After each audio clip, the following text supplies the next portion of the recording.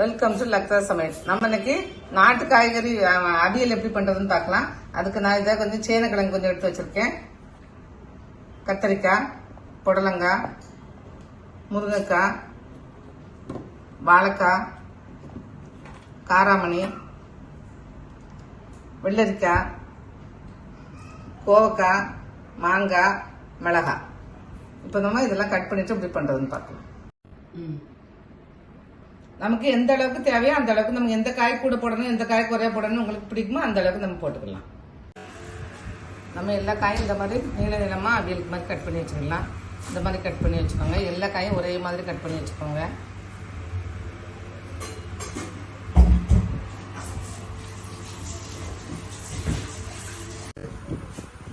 இப்போ நம்ம அவியலுக்கு ஒரு பாத்திரத்தில் ஒரு 2-3 டேபிள் ஸ்பூன் தேங்காய் எண்ணெய் ஊற்றிக்கலாம்.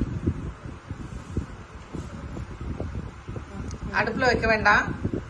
இப்போ நம்ம காயெல்லாம் அதில் சேர்த்துடலாம்.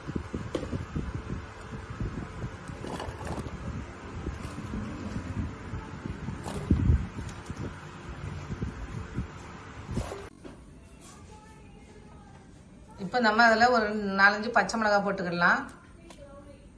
இப்போ நம்ம இன்னும் அடுப்பில் வைக்கல. இப்போ நம்ம கொஞ்சமாக மஞ்சத்தூள் சேர்த்துக்கலாம். ஒரு 3/4 டீஸ்பூன் சேர்த்துக்கிடுங்க போதும். கொஞ்சமாக ஒரு 3/4 டீஸ்பூன் மிளகாத்தூள், தனி மிளகாத்தூள், கொஞ்சமாக கருவேப்பிலை அப்படியே காம்போட போட்டுடலாம்.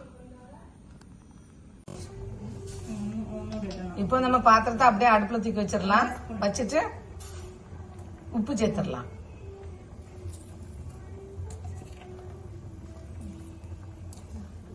ஒரு 1/2 டீஸ்பூன் சிறங்கு சரியா இருக்கும். அப்புறம் வேணா நம்ம லாஸ்ட்ல கொஞ்சமா போட்டு மிக்ஸ் பண்ணிக்கலாம். இதுவே சரியா இருக்கும். ஒரு டம்ளர் தண்ணி ஊற்றினா போதும். ஊற்றிட்டு நல்லா கிளறிட்டு மூடி வச்சிடலாம். நம்ம இன்னும் கருணக்கிழங்கு மட்டும் சேனக்கிழங்கு மட்டும் இதுல சேர்க்கல.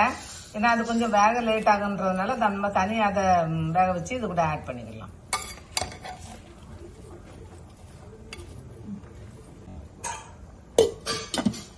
நம்ம மூடி வச்சு வேக வச்சிடலாம்.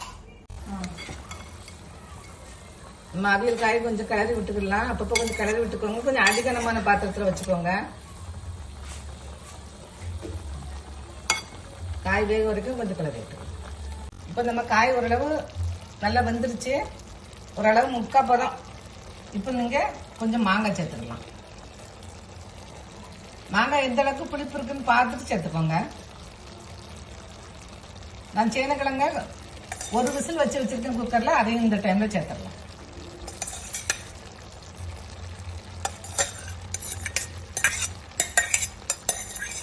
சேர்த்துட்டு ஒரு கிளறிட்டு கொஞ்சம் ஒரு 2-3 நிமிஷம் மூடி வச்சிங்கன்னா அந்த மாங்காய் இதெல்லாம் ஒன்றா நல்லா சேர்ந்துடும்.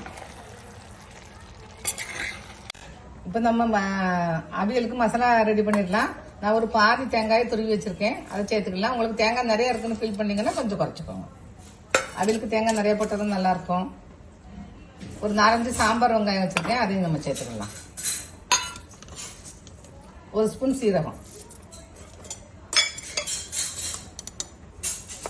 ஒரு 1/4 டீஸ்பூன் மஞ்சள்தூள்,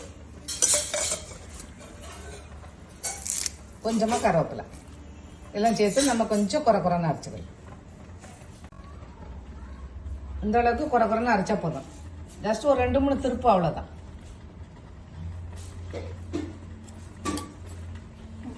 இப்போ மாங்காய் நல்லா வந்துருச்சு. நீங்க மாங்காய் வந்திருக்கான்னு பாத்துக்கோங்க. இப்போ நம்ம அரைச்சி வச்சிருக்க மசாலாவை சேர்த்துடலாம். உள்ள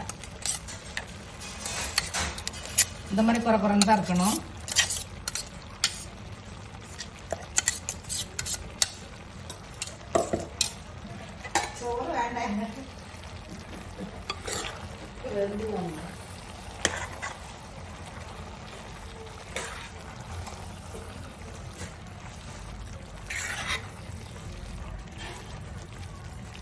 இந்த மாதிரி மிக்ஸ் பண்ணா போதும். இந்த மாதிரி நல்லா கிளறிட்டு சிம் பண்ணி ஒரு 5 நிமிஷம். இப்போ 5 நிமிஷம் நல்லா நம்ம அவியல் சிம் பண்ணியாச்சு. இப்போ நல்லா ரெடி ஆயிடுச்சு. இப்போ நம்ம மேல கொஞ்சமா கருவேப்பிலை போட்டுக்கலாம். ஒரு 4-5 சாம்பார் வெங்காயம் கட் பண்ணி வச்சிருக்கேன். அதை போட்டுக்கலாம்.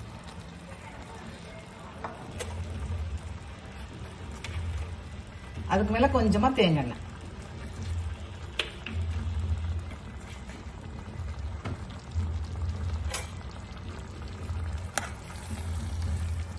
ஊற்றிட்டு ஒரு மிக்ஸ் பண்ணிட்டு கொஞ்ச நேரம் அப்படியே மூடி வச்சிடலாம். நம்ம அவியல் ரெடி ஆயிரும். இப்போ நீங்க அடுப்பை ஆஃப் பண்ணிடுங்க. ஆஃப் பண்ணிட்டு மூடிடுங்க. 5 நிமிஷம் அப்படியே இருக்கட்டும். இப்போ நம்ம அவியல் ரெடி ஆயிடுச்சு. செஞ்சு பாருங்க, நல்லா இருக்கும். தேங்க்ஸ் ஃபார் வாட்சிங்.